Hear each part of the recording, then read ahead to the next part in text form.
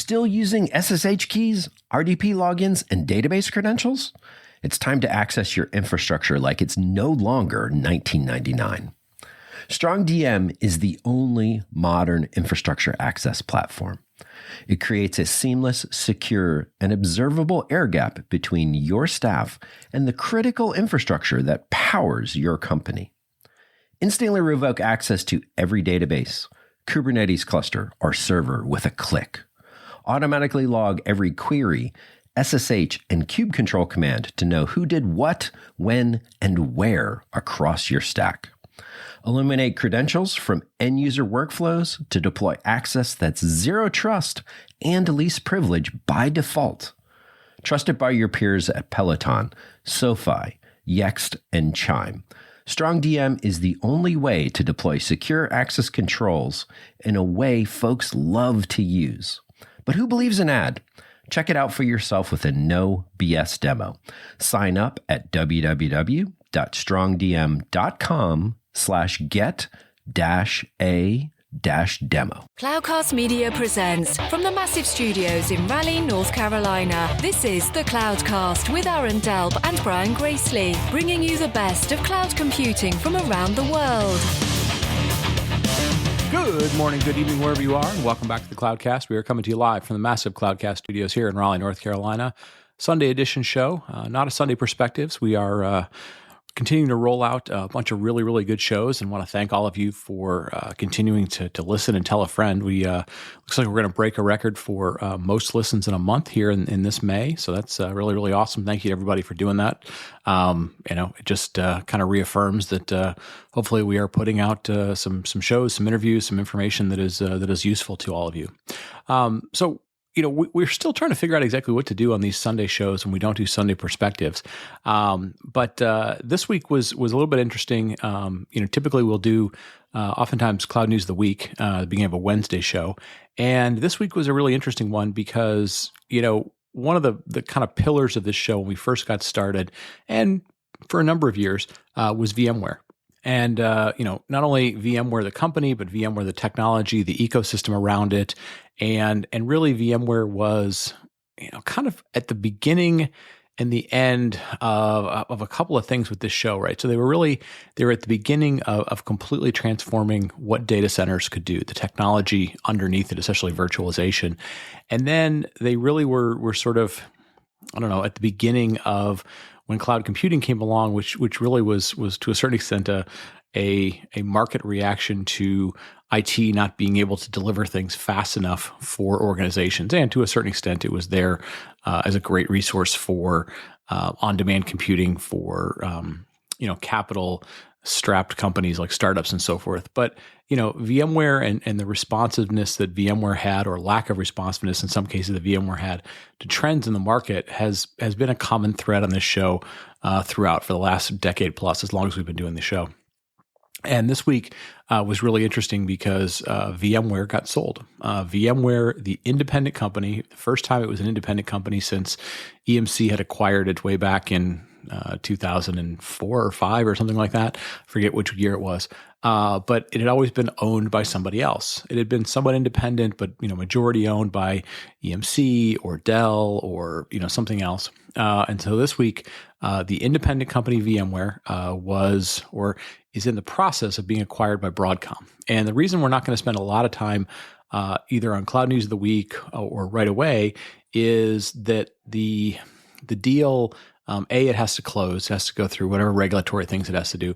But also, VMware has what they call a go shop. I think it's called a go shop. Anyways, it's a clause in the contract that says they are now allowed to go shop themselves around to other potential bidders.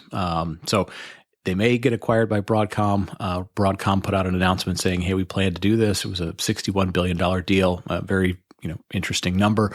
VMware negotiated the ability to try and go find a better deal, a bigger deal, if you will. And so we're not going to really make a lot of commentary about this acquisition until it closes, either as a Broadcom close or somebody else steps in and makes a bigger offer to VMware. Because, if we do commentary on Broadcom, it would be company specific. If we do it on somebody else, it'd be company specific as to who acquires VMware, but it looks to be that the independence of VMware, which has only been now for 6 months, 8 months since they spun out of Dell, that independence is once again going away. So we will cover it in depth. We've got a couple of shows planned over the next month or so, but there's about a 40-day window in which VMware is allowed to sort of shop themselves around to other companies, and who knows? We may find that one of the cloud providers or one of the really huge companies in the industry, an Oracle or a Cisco or somebody steps up and wants to offer a bigger deal to VMware. So anyways, that's going to be a long way of saying, I sort of did a pseudo cloud news of the week without doing cloud news of the week. But I do want to let folks know that we do plan to cover it more in depth when there's a little more finalized details. Anyways, let's get to our show. This week's a really interesting show this week. A lot of times we will have a chance to talk to people that are inventing technology, or we'll talk to vendors and so forth. And we don't always get as many sort of end users that have a chance to come on the show. And there's various reasons for that. But this week we have a really interesting one.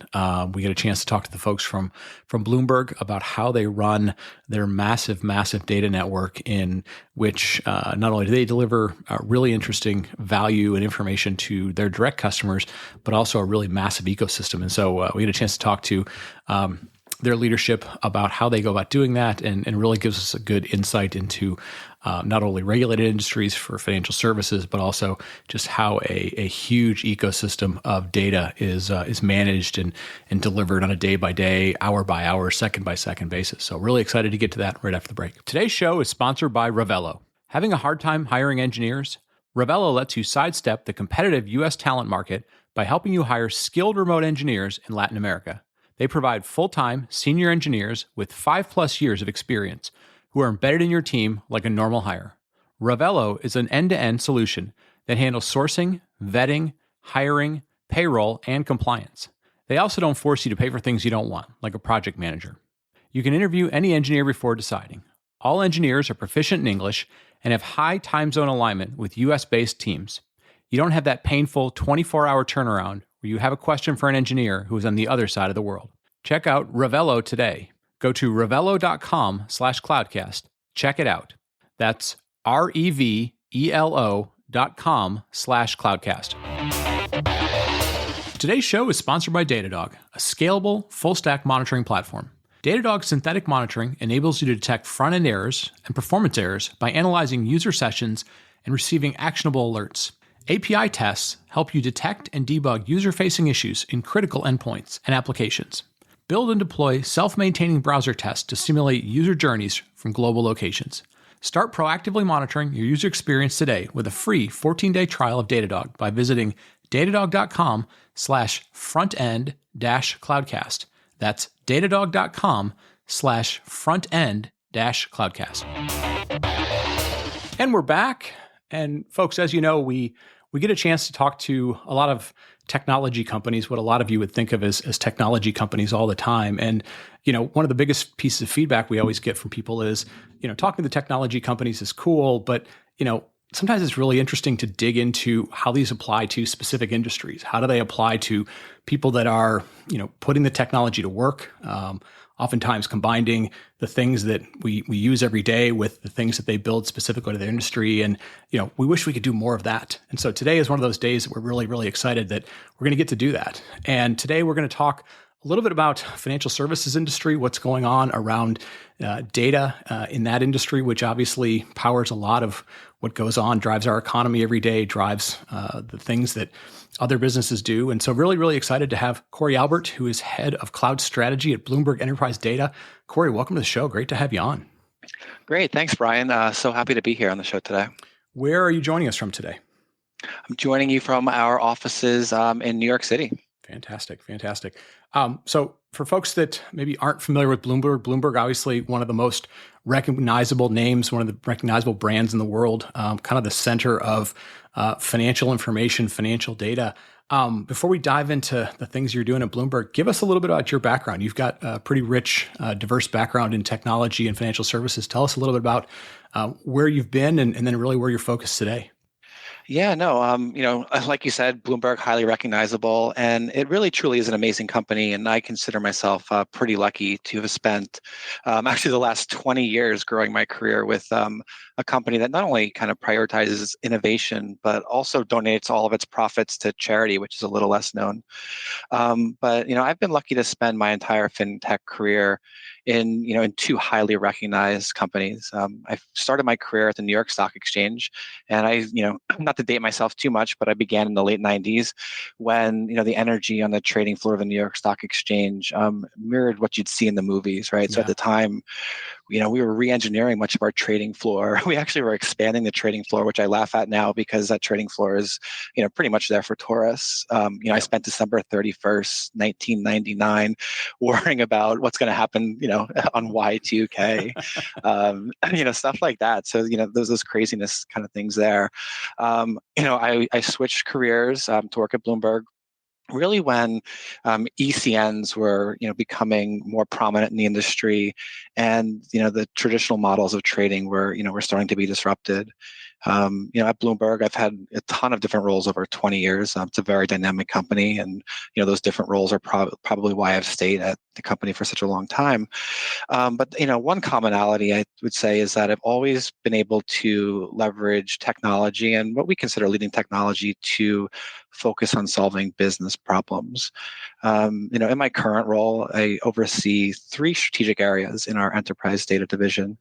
The first being our overall cloud strategy is probably why you have me on today. Sure. But our focus there is just ensuring that all the data that we produce and analyze is just readily available as our capital markets customers begin to run workloads in the public cloud.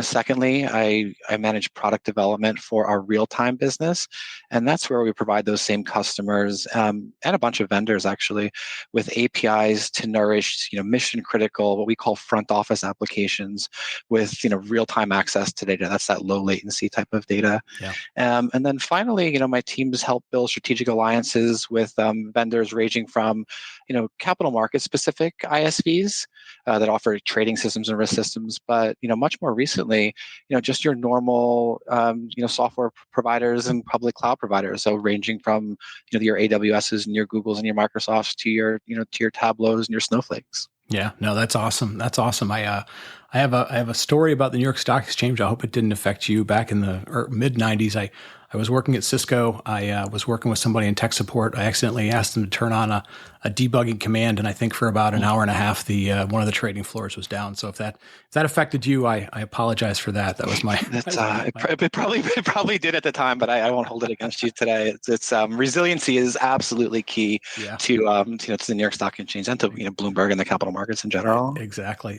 So real quick, if it's at all possible, and I know this would be a gigantic thing to explain, but you talked about not only providing kind of what I would call sort of first party data to the internal teams you have, but also you're providing APIs to your customers, to your partners, and so forth. Like, if you had to explain to somebody the sense of what sort of financial data, or like the impact of the financial data that you provide to people, like help people have a sense of like how widespread and sort of impactful that is. Yeah, sure. In Bloomberg Enterprise Data, we offer customers, access to just a wealth of information. When I'm talking to, like my grandmother, so to speak, right? Sure. Everyone says like, how do you explain your job to your grandmother? I say that if there's a piece of data that you would want to trade something, Bloomberg has it. In enterprise data, that is kind of broken down into three areas, I think. The first being that real-time streaming data. We offer that via a product called BPipe, and that's your low latency pricing data and the challenge there is just offering it, really quickly. We're talking millisecond latency on like 35 million instruments. I don't think the average person knows that there's actually like 35 million instruments that can be traded today. We know probably, Facebook and Google and Microsoft and Amazon, but there's actually 35 million instruments across markets. We offer intraday data that includes everything, that from anything that you need to know on a corporation, security master data that help you to define a company or an instrument, risk information. Risk is big when you're trading professionally. Regulatory data, sanctions data, very big right now with what's happening with Russia and Ukraine. Corporate actions information, pricing information. We also offer more alternative data sets, news analytics, data from your satellites and your parking lots, and increasingly popular these days is like ESG data. Yeah, yeah. No, I mean I can imagine, and just the breadth of that is amazing in terms of, like you said, you've got things that need to be available in microseconds and milliseconds. You've got stuff that's probably very historical that people can run models on and comparative models, and then you have a bunch of things that have to have various levels of security, compliance, authorization, and so forth. Like managing that has got to be kind of make your head explode sometimes, just in terms of all the different variations you have to think about, and then the technologies that apply to that. Yeah, absolutely. So, if we sort of started off talking about fintech services that were in the 90s. Obviously, latency is a huge thing of what you've got to do, but also just volume of data, being able to manage it securely. For a long time, all that was living on premises, was living in data centers, was living in colos. It could have been around New York City, across the river in New Jersey, wherever. Sure. More and more things are happening in the cloud. How do you characterize the way you think about the way that fintech and financial services is sort of adopting the cloud? What are the where are the areas that are kind of established and well defined for using the public cloud, and where are the areas that are kind of still being explored? Yeah, sure. I mean, right. And I mean, in the financial markets and across, I think many different business lines, there were surely hurdles to overcome when leveraging cloud. You mentioned latency, just the sheer volume.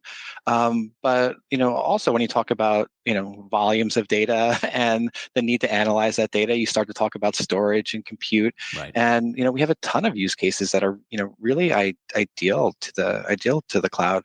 And in Bloomberg Enterprise Data, we work very closely with hedge funds, asset managers, and even large banks. And I think many of them are leveraging hybrid cloud solutions and multi-cloud solutions, and they're doing it quite some time. I wouldn't say that there's a mass migration into the cloud space. So we're not just saying let's lift and shift everything into the cloud to get out of data centers.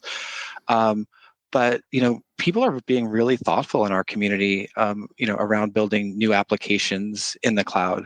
We have a customer that we've worked with out of Spain called BBVA. It's a good example, and they actually revamped their entire equities trading platform on AWS using our data, and they are doing something called volatility calibrations. As part of their trading strategy. And in order to do that, you need a massive amount of compute, and you also need to kind of stream data. That's what we do on the real-time side, on a ton of instruments. So, they're streaming data on simultaneously like 1 million instruments, and they have to do that with every single tick that happens. And on some securities, those ticks are, thousands and 10,000 times per second. Wow. So it's use cases that really, the compute intense kind of use case is really, it's kind of great for the cloud for people that are willing to, invest the time and energy into it. Right.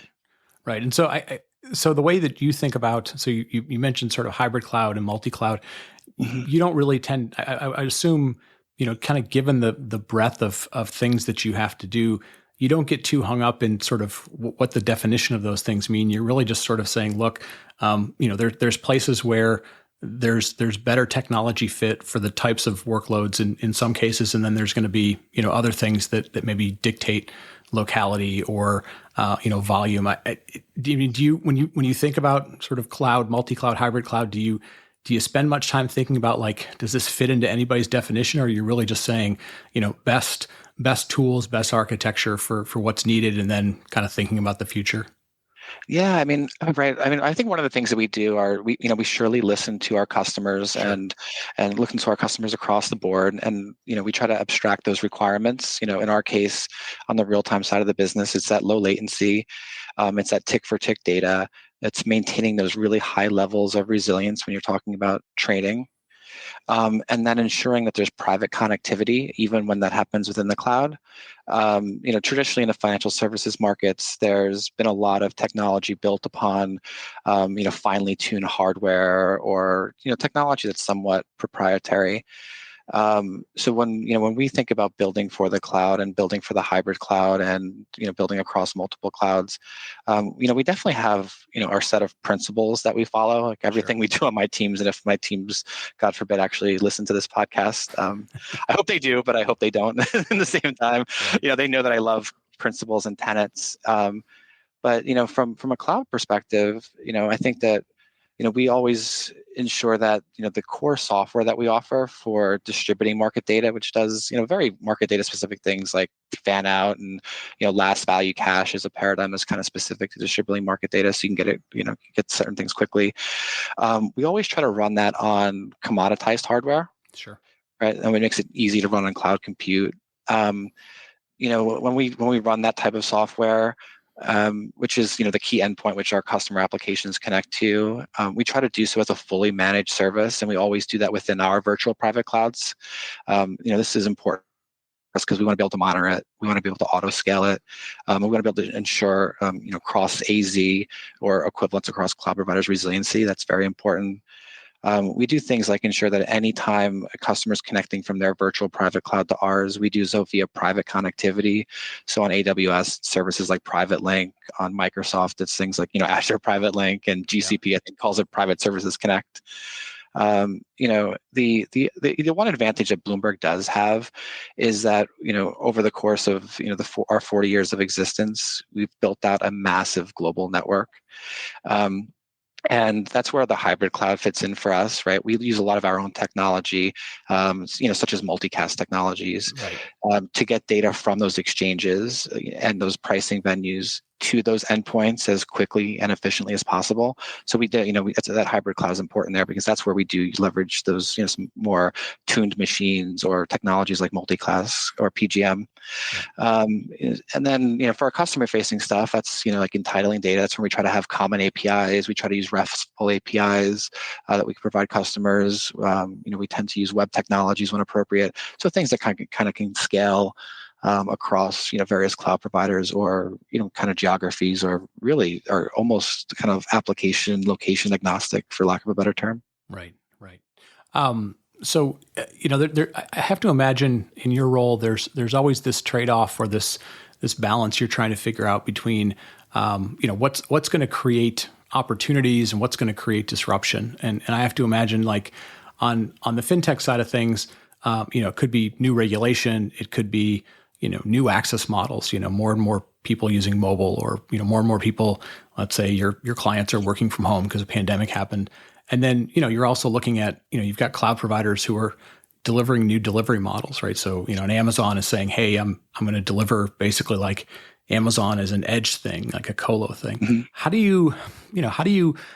you try and find that balance? Like, as you're going through your planning for, the next 6 months or the next year, like how much are you having to pay attention to what's happening on the regulatory side of things, or the innovation in what people would kind of consider, pure fintech, but also kind of balancing that against, that might be really interesting if the cloud providers or, the network providers did this. Is that kind of a constant balance you're having to keep up with?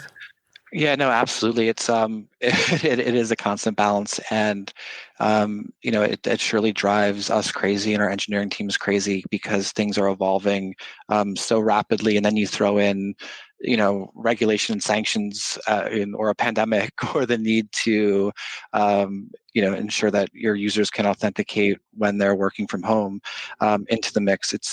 It's hard to plan. It's hard to predict. It makes the job extremely fun. Yeah. I think we work in a very agile environment, and are willing try to pivot quickly on behalf of our customers that make it work. But it's surely a challenging environment, and we definitely look at all those various factors. Over the nice synergies are that a lot of our work has always historically been with partners, right? I mentioned kind of earlier on those capital markets specific ISVs that offer the risk systems and the trading systems. But what the cloud providers and even solution providers that offer things like cloud-based data warehouses atop the traditional infrastructure as a service providers, they are starting to kind of target technology and explain technology for our businesses or in our business launch. It makes it easier, and bring things closer together. So I think what we start to do is we start to see the ability to leverage our data solutions in the cloud to help the traditional ISV providers become more SaaS-like. Right? There's a lot of providers out there that have been around that have only offered on-prem solution, have so much trouble getting firms to migrate, and the cloud makes that easy. And us being able to offer that low latency data as well as our historical data and everything else natively in the cloud helps that to happen. But also, working with the cloud providers and then service providers that sit atop the cloud, whether that be like a Snowflake or a Databricks. I think having a reputation and a customer base that we have at Bloomberg helps, because everybody tends to want to help us out Sure. in order to get our data in their environments. But we see those things becoming so much more increasingly important for our customer base, whether that customer base is a really small hedge fund or a massive global bank. Yeah. And I have to imagine, Bloomberg being the size that you are, having the amount of, sort of quote unquote data gravity that you're able to facilitate for people. Do you find a lot of those partners, come to you not only with, hey, this is how we'd like to do business together, but like you said, hey, we've always traditionally been a software company, and more stuff's being delivered as SaaS. Like, are you also having to act as somewhat of a technology advisor to them as well as things evolve? Or, I mean, is there's sort of always this learning going on between you and your partners about, how to best work together and deliver things? Yeah, especially, I think that, definitely true, especially in the cloud space today. You really, you can't deliver data without technology. Sure. High quality data, and transparent metadata is extremely important.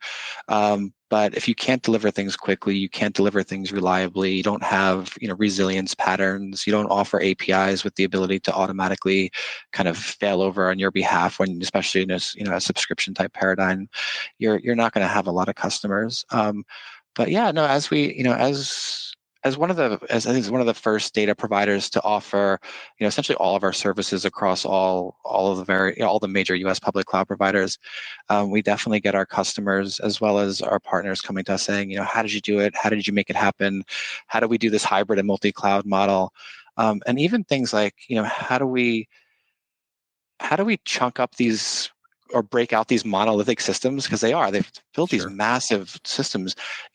How do we break them up into like microservices? Can we offer our mutual customers your data with just this specific business purpose service? And we find ourselves working really closely with those types of providers to even, cater some of our, some of our data sets to those specific services as well. So you start to see these, these monolithic systems become more service based and more specific towards customer use cases, which I think our customers like and they'll continue to like, because it almost provides this this best of breed environment where you can truly choose the data, the technology, and analytics that work for you for these specific use cases, without a lot of the lock-in that maybe people had seen 10, 15 years ago. Yeah, no, that's great to hear. I'm curious, a lot of times, whether it's different companies or different engineers will look at the financial services industry just because of its size, and they'll say, okay, there's always this saying, sort of, if it works in New York City, it'll work anywhere else. Do you find that the technologies that you need to use? Obviously, Bloomberg is sort of famous for some of the ways in which you deliver things, but you mentioned at the core of it there's a lot of technology. Do you find that most of the technology that you need is pretty available from the market, whether it's a cloud provider or open source or a vendor? Or do you find that, at the scale of what you do, there's really a lot of work that has to happen? And I'm not really asking so much like exactly how do you do it, but I'm kind of curious if, the market is meeting, most of what you need to do, or is there a big lift then to get to something at your scale, or just the speed at which fintech moves these days? Yeah, I think it's twofold, right? We have a tremendous engineering and CTO office at Bloomberg with people, based, literally all around the world. Right. And what I've seen change over the past 20 years is the ability for our engineers, which they absolutely love, is to focus on those things that make us unique. And now it is much easier to to go to the market and find. I don't want to belittle it by saying like commoditized software, but find solutions from providers that allow us to do things to make us just run, so to speak, right? Like our engineers don't want to reinvent the wheel. They want to focus on new problems. Like I think it's any engineer, right? It makes us tick, right? It makes it fun. You don't want to just reinvent what somebody else does. So, for us, we want to leverage, data warehouses when those data warehouses perform. We want to leverage tools like Terraform for provisioning some of our services across cloud providers. We don't want to reinvent the wheel when it comes to, managing our costs. How do we know what we're spending at AWS? We're a multi-cloud provider. We don't want to build things that tell us how we're spending our money or where we're spending our money and how to optimize that when those things are available. But what we do want to do is we want to make sure that, we're delivering data as efficiently as possible, that we're writing analytics at top of the data sets that we create, and that we make it easy for data providers to integrate with our solutions. So I think that's what's changed nicely, and I think that the cloud does that. All cloud providers have a great catalog. It's easy to, and just like we have at Bloomberg, we have catalogs to kind of discover and learn about our data. These days it's much easier to kind of learn and discover just what technologies that you can use. We've also developed a really, we have the luxury of having a really great in-house team to, help us just evaluate tools, look at security, look at the risk of using them, look at governance. And, with a name like Bloomberg, you do have some of the benefits that some of our smaller companies don't have, where, it's a little bit easier for us to get maybe some of the trials for some of these software providers. Sure. One last question. I want to be conscious of your time. If you were going back and talking to 25-year-old Cory, and you said, hey, if you're interested in the financial services industry, you're interested in fintech and technology, what are some of the areas where you might be like, hey, that's a really interesting new place to go explore? Because I think there's going to be a lot that happens there. What maybe advice might you have for 25-year-old that's listening that says, hey, I'm interested in this intersection of finance and technology? Yeah, sure. I guess what I can say publicly, there's a lot of advice I'd give 25-year-old Cory. There's a lot of mistakes along the way, but no, personally, I really like where, the financial community is going around, ESG data sets, so that environmental, social, and governance, and the transparency around those data sets. It's just one of those things where I think it's good business, but it also just balances just, kind of the right thing to do. Yeah. So I always think that that's always fun, especially, when you see movies like Wall Street and everything else, you want to try to add some good to the industry. Bloomberg does it with philanthropy, but in general, I also just think that it's important for people to understand that there's innovation in the capital market space. So, there's a lot in the news around, retail investing and crypto and payments. But, there's a ton of green space just in the capital markets themselves. There's a ton of automation happening that, you or I take advantage, or just, maybe just the average college student out there, or grad student out there, and when they're trading equities market, trading in the equities markets, that automation hasn't necessarily carried over to the markets that, trade those 35 million instruments. There's a ton of innovation to happen there. And I think just, so for anyone that just kind of likes data and enjoys problem solving, there's so much transformation that can happen if you just believe that kind of high quality data coupled with transparency and technology, and giving that to the hands of decision makers can just move markets, make things happen, and enter new markets. So there's just, if you abstract it to that level where it's just, let's make good decisions based on high quality data with a ton of, with high quality provenance, it's better for all of us in the future. And I think that's just, a direction that I hope Bloomberg leads on, and I hope our partnerships with the cloud providers and the people that sit atop those cloud providers that offer analytics and databasing technologies, can achieve in the next 20 to 40 years. Yeah, no, that's good stuff, and that's a good place for us to wrap it up. Cory, thank you so much for the time today, folks. Like I mentioned, we always like to have a chance to really kind of dive in from time to time into industries, and hopefully this was very interesting to you. Hopefully it gave you some good perspective on not only what Bloomberg does, but also kind of the interconnect. Sort of interconnectedness that we have within financial markets. So, Cory, again, thank you so much for the time. Thank you for educating our audience. Folks, with that, I'm going to kind of wrap it up. I want to thank Cory for his time on behalf of Aaron and I. I want to thank you all for listening. Thanks for telling a friend, and we will talk to you next week. Thank you for listening to The Cloudcast. Please visit thecloudcast.net to find more shows, show notes, videos, and everything social media.